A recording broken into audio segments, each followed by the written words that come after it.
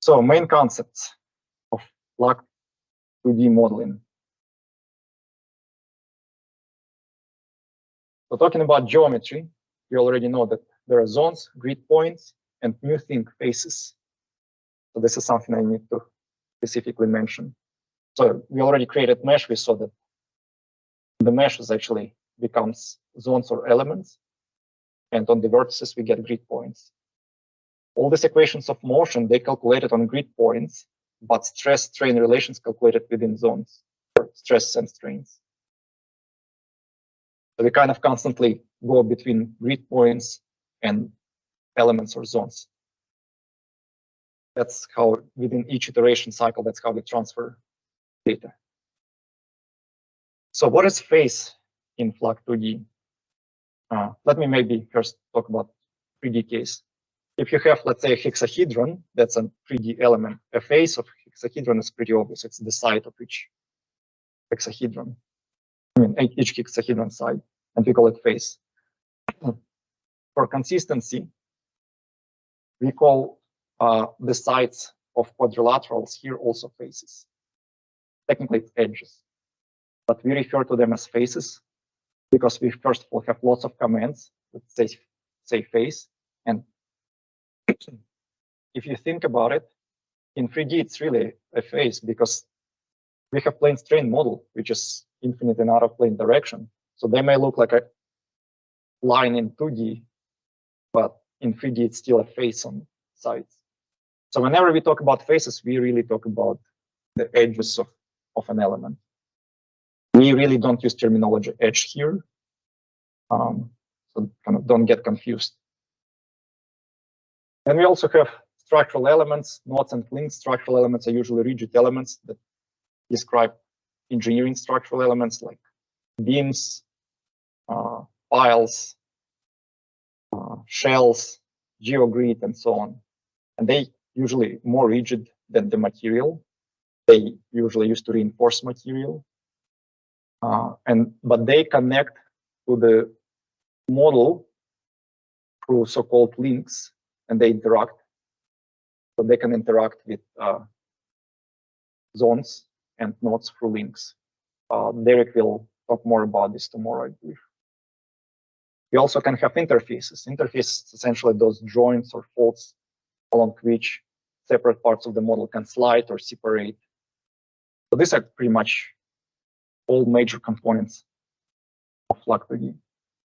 You already saw that FLAC2D is mostly command operated, and we have kind of strict syntax of how these commands are issued or how they're written. First, the command starts with noun, then goes with verb, options, modifiers, and range. So noun is what the command operates on. For example, model new. Model, it's noun, it means it describes, the command relates to the whole model. New, it's, well, technically, we use it as a verb, means like we're new in the model. Another example, zone create. Zone, it's the command operates on zone and it creates them. Zone initialize, another example. Or grid point initialize, for example, we can initialize velocities or apply boundary conditions this way. Then different options, for example, specify actual values or specify variation of values. You can specify variation, gradients, and so on. We can have different modifiers. Well, there's not really clear boundary between options and modifiers. It's essentially anything that modifies the command. And then there's important concept of ranges. Essentially, a range of zones or elements on which the command can operate. We will talk about this on the next slide. So we have ranges. Group is a particular important part of ranges. Again, we will talk about it. Then we have program, project, and model. The program, it's whatever relates to the whole program in general, whatever is saved in your Windows system. For example, how to start the program. Project is whatever relates to the project in general. Project is a collection of all data files, plots, saved states. So for example, you can specify For example, in program, you can specify a number of threads it runs in. For project, you can specify a title, for example, that you work in. That title will appear on every plot that you create, like the title, for example, logo of your company. For model, as I said, like you can create new model, reset the model. We have two scripting languages, Fish and Python, and we can track various quantities within the model using history command that basically tracks them in time. We're kind of familiar with this already. Basically, it just shows that we have zones, we can have interfaces, we can have structural elements, we can have water table or fluid influx or flow through the model, ground water flow. We don't sell full Navier-Stokes equations, only Darcy flow. And different types of boundary conditions we can specify, plus variation of anything. We can vary properties throughout the model, we can vary boundary conditions, and so on. Let's talk about ranges. It's a very important concept. So the range is a phrase that allows you to select objects in the model. You just need to specify how to select them. By default, if you specify any model, for example, zone, constitutive model, we call it shortcut C model, assign more Coulomb. It will be assigned for the whole model, or assign elastic. So that constitutive model will be assigned for the whole model. However, if you specify a range, we can assign different constitutive models for different parts of the model. So a range is a filter that checks to see if the object should be included. This command looks at every object like zone, grid point, and so on, and checks against that filter. If the range includes the object, the command will operate on it. Otherwise, it will not. Ranges can be very different. There's a variety of different ways how to filter things. And you can have combinations of these filters. You can have unions, you can have and, or, so kind of computational logic behind. You can have intersection. Well, that's here's a simple example. Let's group zones depending on their position within the model. We can do this for ranges. We could do it visually from model plane, or we can do it for a command. So here, for example, if we specify a range position x 2 to 3, so let's say it's unit distance here, it will group, or it will select or group whatever operations we do to these zones. So anything that falls between 2 and 3 will fall within this range. If we specify not, anything that falls outside this group will be selected. If we have this superposition, let's say x and y, so you see we say position x, that's our typical modifier, then only their intersection will be selected. If we say union, that means together, that means both will be selected. So you see how different keywords modify the selection and basically the operation that will be done on these elements. Now groups, essentially when we, let's say, selected something within a range, we can group those elements together. And that's where we use keyword group. That's actually what we did in that first exercise when we assigned group soil to the bottom part and group air to the top part, and then we excavated air. We didn't really care about physical location of it. We just say excavate the whole region that has that group name. So each object can be given a group name, and it can be given in distinct slots. The slot is a container of a group of groups. Slot basically may contain multiple groups, and each object can have, let's say, one group in one slot, another group name in another slot. It's like extra specifier. So here's a simple example. We're actually going to do almost exactly like this in one of the next exercises. We want to split our model in 3 materials. That's how we do it. We say zone group material 1 and put it in slot A for this type, for this position. Then material 2 for this position, material 3 for this position. And by the way, note that we can use a single quotation, not double quotation. It's interchangeable. You can use either or. And then we want to excavate the central part of this model sometime later in the modeling.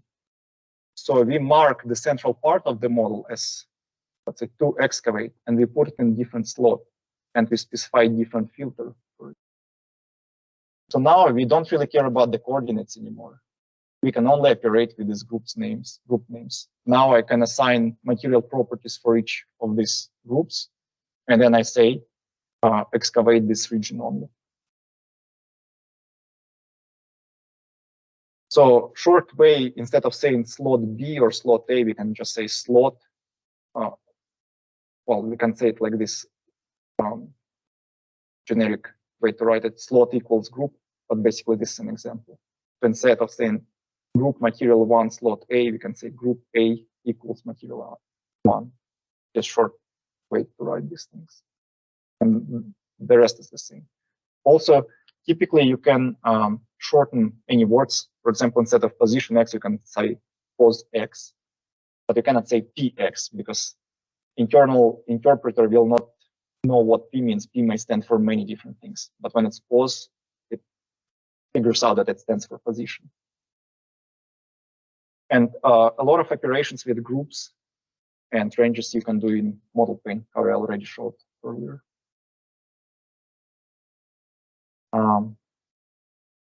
So this is kind of a little bit of repetition that group range element is most important. We already saw that you can assign group name, you can put it in different slots. We can select groups by this way. So if an object falls in this group or this group, it will be selected and operation will be executed on that. And you can actually even specify slot here. If object is falls on this group, that's within this slot, or this group within that slot. You can have the same group name within different slots, but you cannot have the same group name for multiple groups within one slot. So one slot may contain only one unique group. But between slots, you may have multiple groups with same name. Group hierarchy, and just 4 more slides, I guess, probably 5 to 10 minutes. So we have hierarchy of grouping of objects, or how things are assigned, like particularly groups assigned.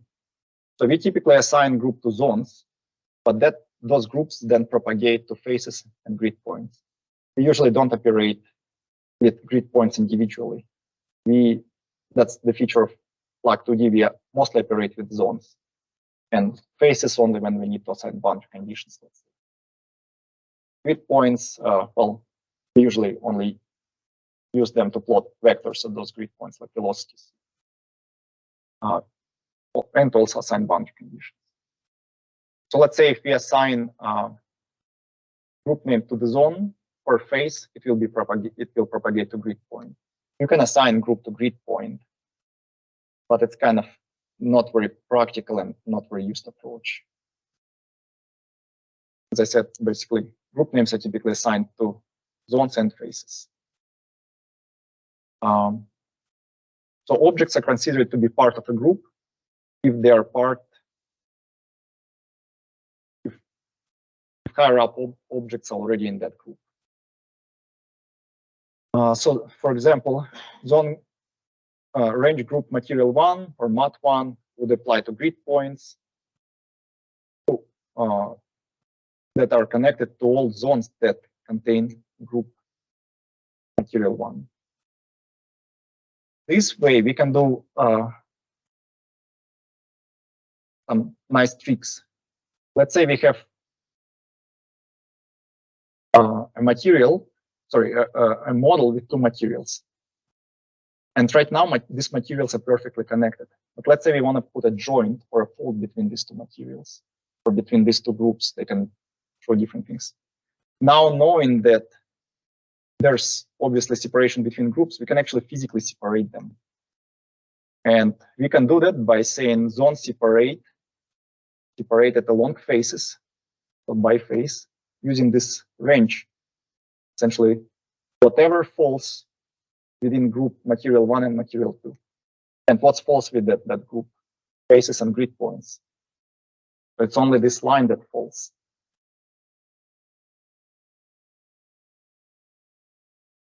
Even though we didn't directly assign group names to grid points or faces, we're using zone groups. We can select grid points and faces by using zone groups they belong to. So what's going to happen? These two materials will be separated. This command particularly duplicates nodes along the separation line. And essentially, this will become two separate bodies, essentially. And then we can put an interface that prescribe how this material will, let's say, slide. Is it somewhat clear what I'm talking about? So it's probably going to be a bit more clear when we work with examples. But it's a very natural concept that you operate with groups of objects. And you do different operations like selecting or executing different commands on groups of objects. You don't do it on individual grid point. Let's say you have a huge model. You don't want to specify each grid point or each zone. Specify a range zones in particular location or that belong to particular material and so on. This is different, a bit different from FLAC, old version of FLAC. Okay, very briefly about zoning. To reduce memory requirements, zoning or meshing, it's kind of the same thing. So increase zone size away from the area of interest. Highest zone density should be in the regions of high stress or strain gradients, or essentially where things really happen, where things are deforming. If possible, try to create pure quadrilateral grid. Remember, I told you that quadrilateral elements are more accurate. And in many cases, it is possible to create pure quadrilateral grid. And there's an option in Sketch to do that. But even if you create triangular zones, typically it's not a problem. In very rare cases, you may see higher stress concentrations in those triangular zones, but usually they smooth out. And typically it happens only when they're on the boundary, when boundary conditions apply to them. In practice, we haven't really seen any significant issues with triangular zones, and the results are very acceptable. Aspect ratio, or essentially ratio of the sides of the zones, should be close to unity, just to have perfect square or perfect triangle. This will give you the best accuracy.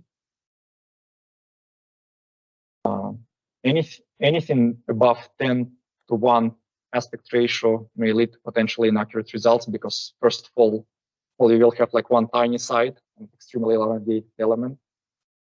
Things not gonna like stress distribution along that element will be very inaccurate. Ratio between zone volumes and adjacent blocks should not exceed 4:1 or 2:1. Essentially, when you have one zone and another zone attached to it, try to make it smooth gradation, not have like tiny zone attached to extremely huge zone. Again, that would lead to less accurate results. When you do expect shearing happening somewhere in some region, try to have at least 3 zones across that region. For example, you have a shear band like material sliding. If you have just single zone, let's say 2 zones, you will get very inaccurate results. Make that, you can run coarse mesh first and then refine, and just to get more accurate results. Obviously, coarse mesh will be faster. And 5 zones if you cross the bending area, if you expect some bending. Last 2 slides before lunch. Sign convention. Very quickly, we consider compression negative and tension positive. This comes more from scientific world rather than engineering world, because the codes were originally developed at the university. Except pore pressure. In pore pressure, it's opposite. When you're dealing with fluid analysis, positive pore pressure means compression. So mechanical analysis, compression is negative. Positive pore pressure means that it compresses. And here's more details about how the shear sign convention is about. It actually depends on the orientation of the element and local coordinate system. So this is rarely need to be considered or worried about. Most important thing, just remember, when you plot stresses for your mechanical model, if you see negative sign, it's compression. Positive extension. When we talk about principal stresses, we talk about maximum, minimum, and intermediate principal stress. We don't say what is 1, 2, and 3, just to avoid confusion. And maximum principal stress has maximum magnitude or greatest magnitude, even if it's compressive. It could be negative, but it's still going to be maximum. So the last slide, system of units, probably the biggest question. What units we work with? We don't work in any units. That's the answer. So ITASCA codes are very, I would say, unit unaware. It will work in with any numbers in any units as long as the numbers are consistent. So let's say if you work in a SI system, try to stick to consistent units. Meters, newtons, pascals. If you work in imperial system, stick to imperial units. You can specify, let's say, you can have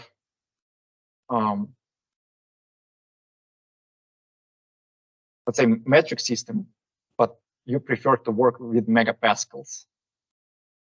Then you're gonna get meganewtons as the result for forces, even though lengthwise you still can have meters, not feet. So if you get multiplier of any unit that depend on force, so you will get the same multiplier everywhere. So if you just have to be consistent on the input, and then you get consistent units on the output. So it may be a little bit trickier to understand, but typically majority of our engineering project done straight either in SI system or imperial system. So if it's imperial, you know that you deal with feet, maybe sometimes inches. Usually it's feet, and then pound per, well, or let's say inches and then pound per square inch pressure, or maybe foot-pound and so on. So this is one important thing. Just whenever you input your data in the model, make sure that you input consistent data. There will not be any internal conversion in the units.